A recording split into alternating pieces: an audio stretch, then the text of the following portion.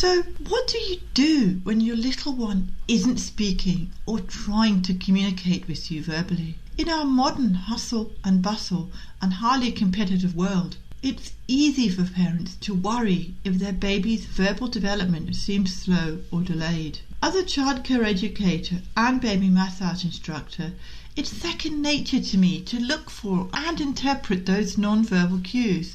I highly recommend that all parents learn to read their little one's non-verbal communication, and to help you in this week's episode, you'll hear me speaking with Louise Day, who is a speech and language therapist. Louise works with children under 5, often who are non-speaking, so she has lots of tips and insights to offer.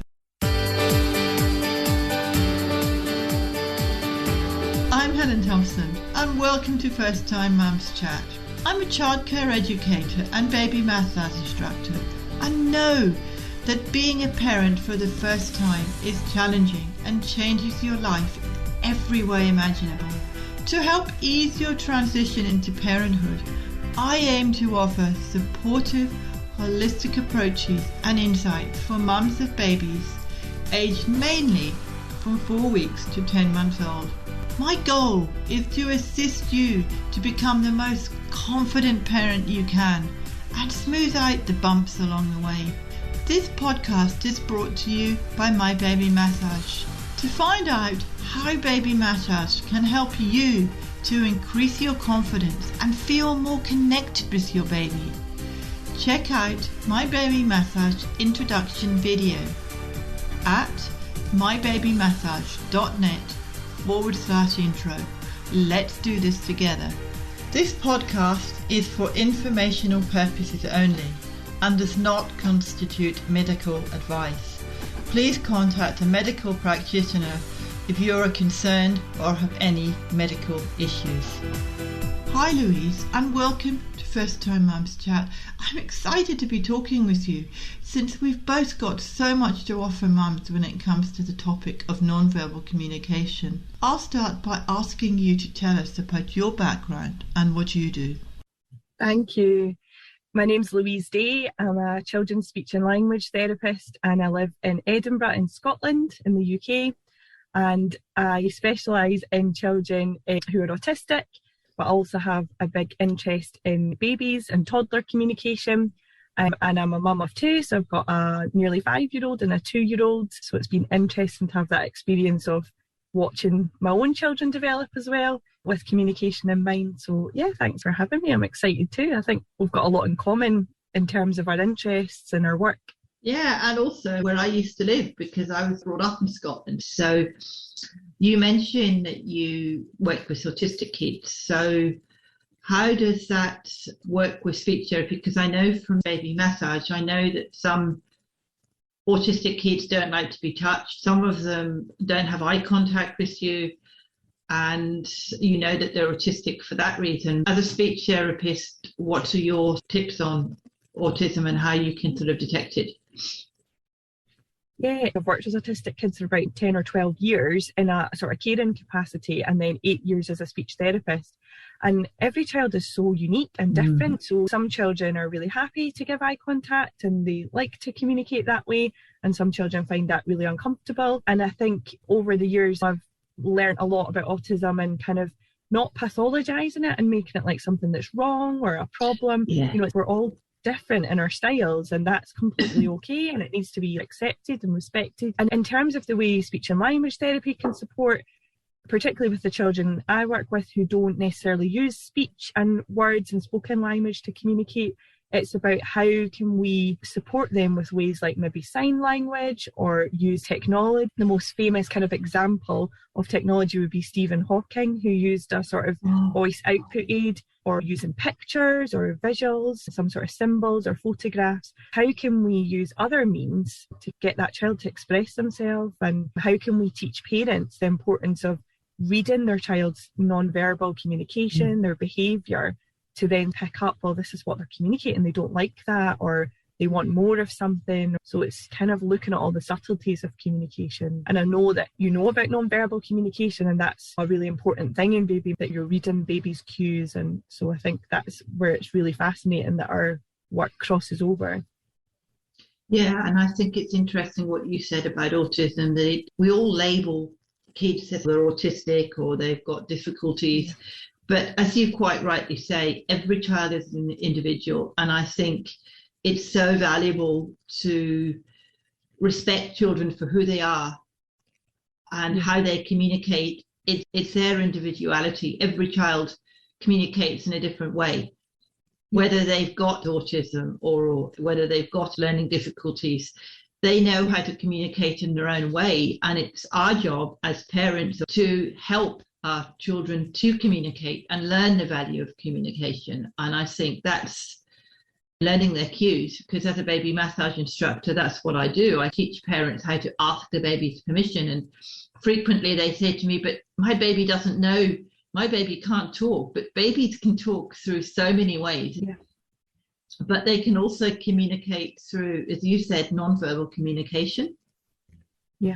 And just watching their cues and watching their eyes and watching whether they're looking at you and if they're engaged with you. And if they're engaged with you, that's wonderful. You can show them the pictures, as you said, with autism, or you can show them what to do. And you can tell them, this is what I'm going to do. And I think that's so valuable.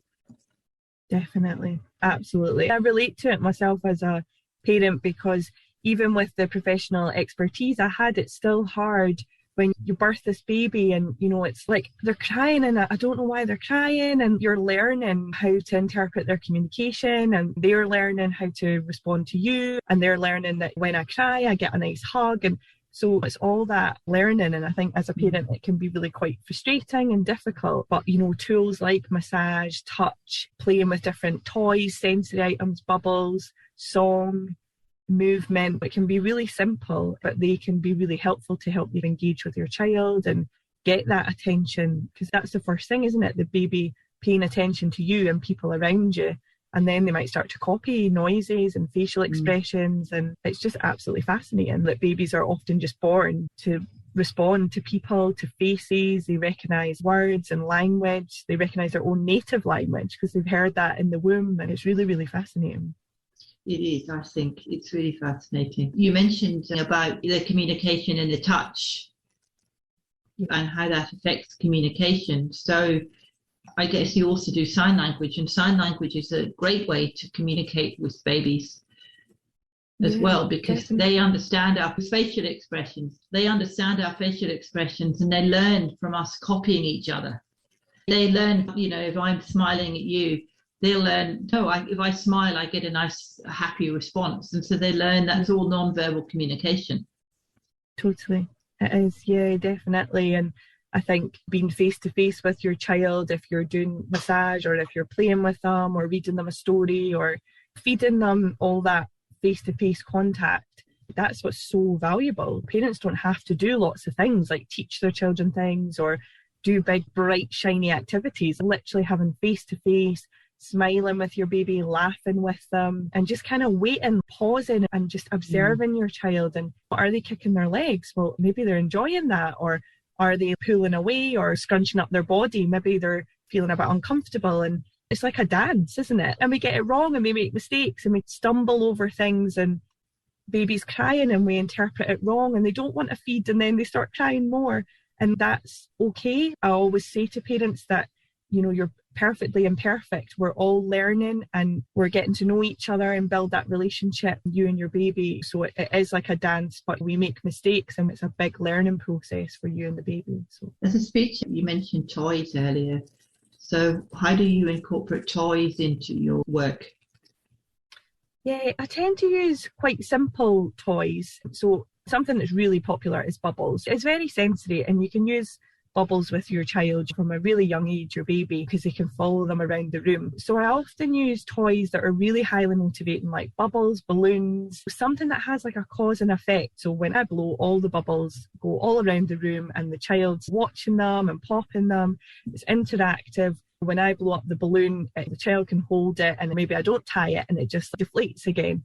Yeah, it's noisy, it's really fun. And some children don't like noisy things, so it's kind of deciding what children like. Even things like bits of material or fabric, just using really simple things with your baby or your child. A lot of children that I work with like things like spoons or keys or watches, or banging on saucepans with a wooden spoon.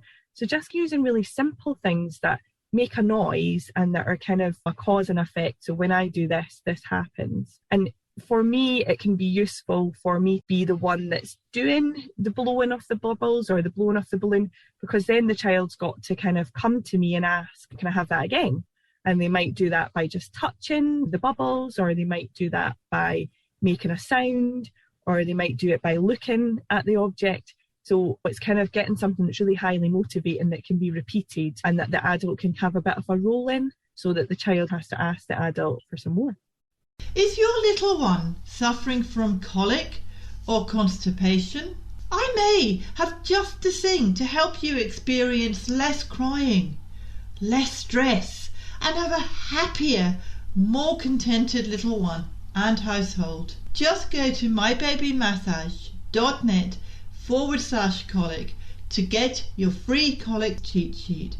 Start soothing your baby and get some much needed rest, and build a deeper bond that grows stronger every day. That's mybabymassage.net/colic. And that brings me to 2 points. I come from a childcare background, and I know how valuable sensory toys and everything is. Sensory things are so valuable for kids to learn from, because you learn so much by touch.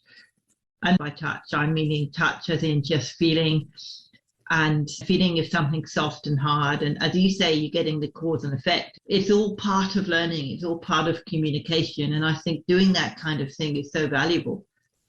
Yeah, definitely. A lot of the children I work with love water and sand, and you can learn so much. Like, you can talk about splashing, you can talk about hot, cold, you can talk about body parts. Let's splash it on your feet, let's splash it on your hands. And they may be feeling calm because they like water and it's got that calming effect on them. So it's bringing everything in, how they're feeling, their emotions, but also language, and just having fun with children. I think that's what it's about. It's about the relationship and having a laugh, splashing each other, just being silly. And I think children really like that and sharing that connection. And there's obviously a lot of opportunities for communication in that, if they're laughing and they're really engaged and in the moment. And it's also an opportunity for you as a speech therapist to find out what they can say and what they can't say, and to encourage them to speak more and to use their words. So many parents say to me that they say, use your words. I can't understand you when you babble. You need to use your words. But if they don't know what word it is they want to use, because they may have a speech problem, but if you can say to them, like you said, splashing the water on the hands, you can say, well, I'm splashing the water on your hands where your hand is. And you can start talking to them like that in order to get them to communicate with you. And in turn, that, from a childcare background, I know that helps develop their language. But from a speech therapist, does that actually help the language as well? Does it help them to articulate the words that they want to say? I find the use your words thing challenging, because a lot of children just can't use words. And I can totally understand where parents are coming from. They're trying to help their child and they're trying to tell them what they need to do. But most children, if they can use words, they will. It's as simple as that. And lots of children are just really struggling and trying to. So through playing, say, in a water tray, you're enticing that child and you're encouraging them to express themselves. And that might be even just laughing, and you're laughing back with them, and they might laugh again, or they might make a noise like, and that's a kind of enjoyment noise for them and a fun noise, and you can make it back. So it's having a conversation with a child wherever they're at. You're copying what they're doing. It's really useful to encourage children to copy you, but actually, as a speech therapist, I encourage parents and practitioners to copy the children and to mimic their communication, because that's their way of communicating. And when somebody else responds in a way that's familiar to them, then that really can excite a child and make a child feel seen and heard. So play can definitely encourage speech and spoken words, but it just depends if that's what a child is going to have as their main means of communication. And some children don't use words, but absolutely play's great for that. And there's just so much in there. It's just all about simplicity, I think, really. Yeah, play is so fun. And I think people undervalue play with kids these days because Definitely. they think their baby should be learning to read a book and starting to read. And I'm not devaluing showing a baby a book. I think that is so important at a young age to show babies pictures and to read them a story. But Yeah. they don't necessarily have to be able to read until they're 5 or 6 or even 7 or 8. And I think a lot of parents these days are pushing their kids too much. They're pushing their kids to read when they're not ready. And that's where the frustration comes in, because they're being pushed to learn when they're not actually ready to learn. And there's nothing wrong with them. They just want to take that extra bit of time to learn. And I don't know if you agree with me, but I think a lot of the times we push our children too much. Yeah, I think from what I've found, there's a huge, especially in the UK and lots of Western culture, we put a lot of emphasis on academic achievement and a child knowing their letters and numbers, knowing how to write their name, being able to sit still. But actually, a child's often not developmentally ready to do those things. You know, children should be playing all through their childhood, but at least for 7 years of their life. And in many countries in Europe, children don't go to school till 6 or 7. And that's, I think, better for them. They're given more time to be themselves, to develop, to play, to express themselves, to relate to other people. All those things are more important before a child actually sits down with a pencil and writes. So yeah, I agree, definitely. I am really passionate about First Time Mums Chat and providing a weekly resource that helps parents who are new to the whole world of parenting, and I want to hear from you. I warmly welcome questions and feedback and comments on my podcast episodes. You can send me a voicemail message quickly and easily from your smartphone or computer by going to mybabymassage.net/message. That's mybabymassage.net/message. A child can learn how to draw before they even hold a pencil. They can do it in the sand. They can do it in a Play-Doh and all those kind of things, or even with squelchy stuff, slime. They can learn through that, or finger painting. It's still learning that pizza grasp. They're still learning how to hold a pencil, but they're just getting their hand-eye, it's not the hand-eye coordination, it's their fine motor. Yes, thank you. That's what I was trying to say. They're getting their fine motor skills working at a very young age. And as you say, that to me is so important, because if they can learn that at a young age whilst they're playing, then their speech will probably just come more naturally. Yeah. Definitely. I think parents completely mean well, and all the parents I meet really care about their children, really want to help them. But I think really taking the pressure off, and particularly the past couple of years, we've lived in really stressful times. Children haven't been in contact with many children, so life has been really odd and different. So just kind of really taking that pressure off and letting the children play and just explore and be themselves, and just really going with that. Because if you go with your child's interest and you just follow them and you follow your child's lead, as strange as it sounds, they know what they need to learn and they know what they need to do. And if tuning into that, as difficult as it can be, and it takes practice and some patience, then you'll really reap the benefits of that. I think we all should do more of that, because I think children, as you say, know what they want. They know where they want to go. And it's not as hard as you think. I think if you start when your baby's young, and do it when their baby's young, and start it sort of when they're growing up to be a toddler, then they know what to expect, and they know that they're going to learn through play and have fun. Definitely. Totally agree. Yep. So is there anything else that you feel that would be very valuable to parents that we haven't already discussed? Is there anything that you would like to share to the first time mums? Yeah, definitely. With anything like sign language or using pictures and things with your babies, or objects, showing them, you know, a plate to symbolise it's time for lunch, or showing them different objects and talking about what they are, like a ball or bubbles. I think starting these things really early with your child's really useful, even if you don't feel they're responding straight away, because we know that the earlier you introduce something to a child, you know, the more familiar it will become, and the easier they then find it to kind of learn things in the future. So yeah, give signing a go. Have a look on, I've got some signs on my social media, or on YouTube, and start using some signs and some gestures with your baby. I think for children who are learning language, those first couple of years, they're just bombarded with all this language and they're trying to soak it all up and learn it. And their brains just, all the networks are just growing all the time and the connections.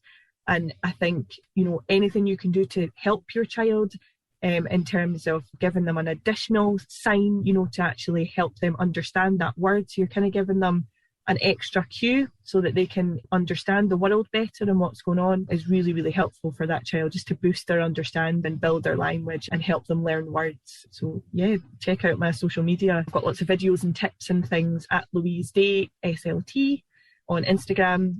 I hope that's okay to say, Helen. I was about to ask you that anyway. And Louise Day Speech and Language Therapy on Facebook. And I love to kind of receive questions. So if anybody's got any questions, I'm more than happy to discuss. Thank you. I've enjoyed talking to you as I knew I would. I could sit here and talk all day about speech and language and communication because, as we've mentioned a few times, it is a really, really important to communicate with your baby at a very small age. And it doesn't matter how you do it, as long as you're doing it. And reading stories to them when they're young and just showing them pictures is a great way to do it. So thank you for sharing all your tips and all your details on social media. And one final thing, if you had a mum who came to you and said, help, I don't know how to communicate with my baby, I'm not sure if they're okay, what would you say? Oh, that's a hard one. Oh, sorry, I didn't mean to make it hard.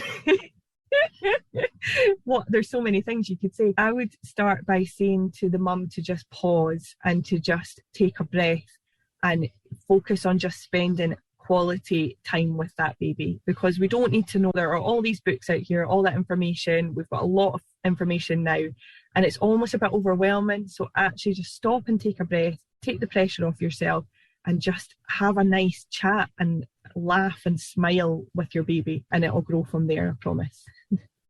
Thank you, Louise, so much for being on the podcast. I really enjoyed talking to you. Me too. I hope you find what Louise and I shared helpful and that you've picked up some ideas on how to improve your non-verbal communication with your little one. It's a great opportunity for you to enjoy your time together and get to know each other on another level, isn't it? I highly recommend checking out Louise's tips and videos that she posts on Instagram and Facebook. And I've included links to where you can access them in the show notes, which can be accessed at mybabymassage.net/podcast/082.